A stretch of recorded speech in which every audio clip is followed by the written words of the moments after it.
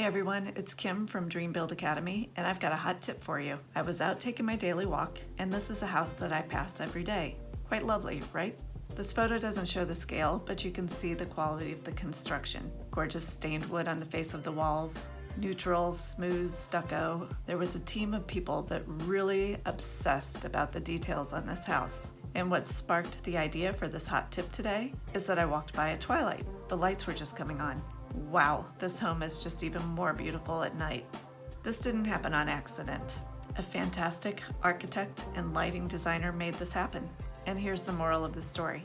Don't forget about or underestimate the importance of exceptional lighting design, especially at night. Here are a few things you can do with landscape lighting to boost your curb appeal. Use bullet and wash lighting to showcase your home. Use flood and well lighting to add a lot of drama to the secondary elements like walls and trees. And garden and down lighting can subtly enhance your ground level landscaping as well as your pathways and steps.